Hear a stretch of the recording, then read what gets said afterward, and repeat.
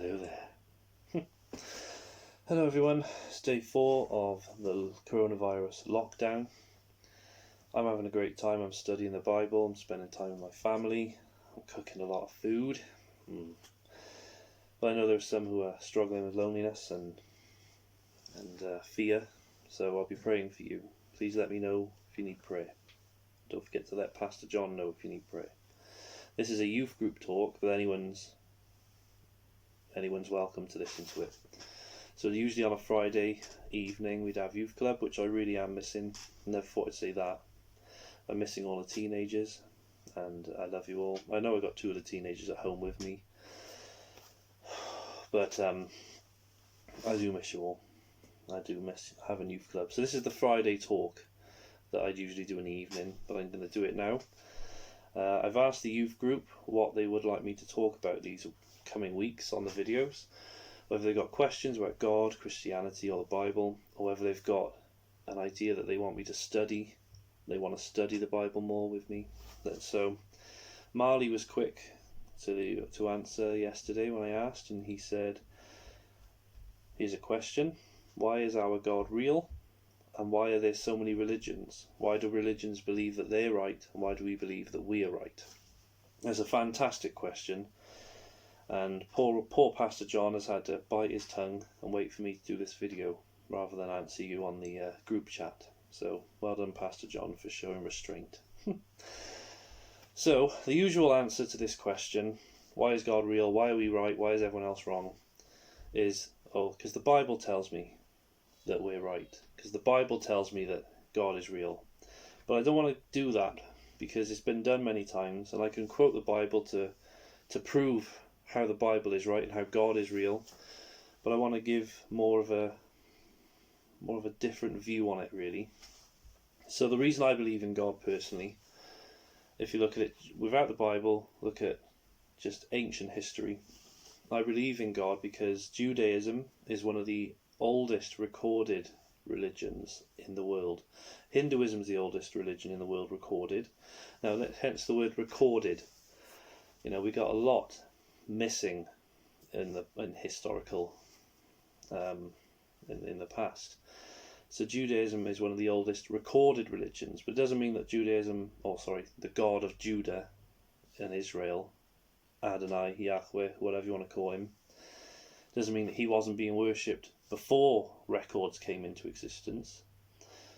So I believe that God is the God who created the world. I believe he is the God who created human beings. And many scientists say if there is a creation, there needs to be a creator. I'm not going to go into all that with the Big Bang Theory and the theory of evolution. I'm not going to go into all of that. But I believe in God because he is the God of Israel in the Old Testament, and it is one of the oldest religions in the world.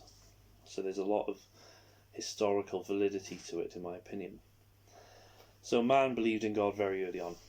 So if God is the only true God, then why are there so many other gods and religions? Well, the answer actually lies with us humans. In the Garden of Eden, Satan came up to Eve, and Adam was with her, and he said, if you eat this fruit, you will be like God, knowing good and evil. And so Adam and Eve ate that fruit, not because it looked good and it was tasting good. They had other fruit to eat. But they did it because they wanted to be equals with God. They wanted to become God themselves. And so they actually became, in effect, the first ever idols in the Bible. The first ever non-gods who were trying to be gods. In their minds, they were thinking, I'm going to be like God, I'm going to be like him. When really he created them in his image and likeness in the first place, which is quite ironic. And so, it lies with man, humans. We want to be more than we are. Now, all other gods, other than God, so God small g, other than God, are created by man for this very reason: control. I'll say it again.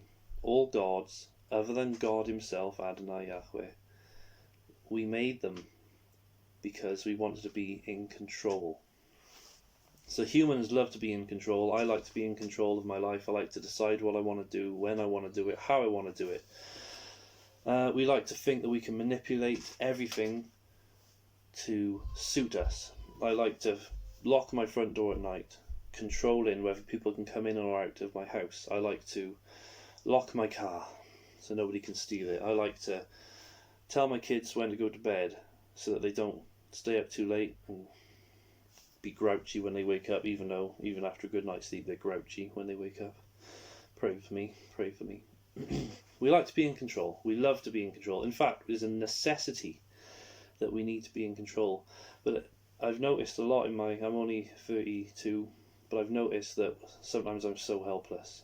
And we as humans, we can try all we like to be in control, but we know really in all things we're helpless. We're not really in control. We're not really as much in grip of things as we think we are. So all these other gods, other than God, are about us trying to control our lives. For instance, the gods of Egypt. Let me sit up a bit. The gods of Egypt, most of them are based on created things. I say all of them are. Even the god Ra was based on the god of the sun. There's the god of the flies, the god of dust, the god of the Nile, many gods of the Nile. All these Egyptian gods are based on creation, all the things around them in the earth. Now it's very easy to worship something and say, right, I'm going to say Ra is the god of the sun. Can the sun please rise tomorrow? Well, of course it's going to rise. The sun always rises and sets. That's life. So you can almost rely on the sun to do its job to make your god, little g, real. The god of flies, there's always going to be flies around, especially in hot countries. And so these Egyptians were worshipping gods of creation. They were almost worshipping creation in itself. And Baal or Baal, whatever you want to call him, in the Old Testament, lots of references to Baal, and he's the god of fertility. And how many of us know that it's very easy to make babies? Very easy. I've got 4 of them. I can't stop it. So it's very easy to worship and say, right, I'm going to put this god as the god of the moon. You can set the moon. You can set your clock to the moon. We know where it's going to be from one day to the next because it always does the same thing. So it's very easy to say, well, I prayed to the god Ra for the sun to rise and he answered my prayer. Brilliant. But our God is a God of miracles, not just the sun rose today, well done God. No, the Son of God rose from the dead today. Beat that. So, with the real God, Adonai, this is the problem people have got with him, is that we need to give him our control. Not that we had it in the first place. We need to hand our control over to him. We need to say, right, you are God, I am not, I'm going to submit to you. That's the hardest thing for a human to do, because it completely takes all the control out of our hands, puts it into God's hands. And his hands are very, very trustworthy, but we don't see it like that. This is why there's so many gods, little g's, and religions, is because people need control. They won't submit to a higher power. And then we look at the Greek gods. Have a look at the Greek gods or the Roman gods. Greek gods like Zeus, Thor, the Titans, and all this. They're all the classes of mythological beings. I'd almost equate them to DC or Marvel of today's standing. You know, lots of Marvel have got Greek gods anyway, like Zeus, Thor, the Titan, Thanos, all these things. In a few hundred years they might say, oh, the mythology of DC, the mythology of Marvel. It's always the same thing. So the Quran, for instance, it was written 600 years after Jesus' death, and most of its content is based on our Bible. They've either added to it or subtracted from it. Jesus is in the Quran. They just class him as a prophet, but he is prophet, priest, king, and God. That's who Jesus is.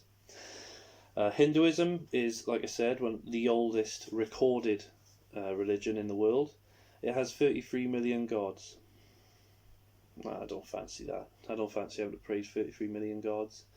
And if I had to choose out of my 33 million gods which ones are my favourite, guess what? It's a form of me controlling what I want.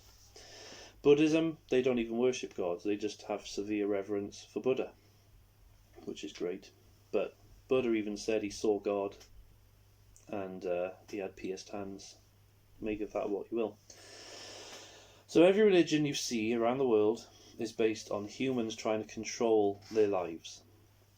What can I do to please my gods, or my God, little g?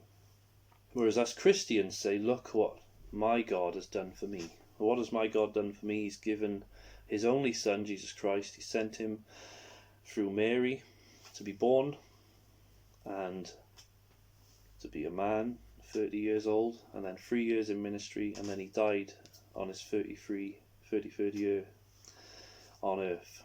He died for me, he died for you, he died for the world because he loves it. He loves everyone in the world. So yes, this is why my God is the true God. It's because it's the only God in creation that A, created us, and B, I have to relinquish my control to him. Amen.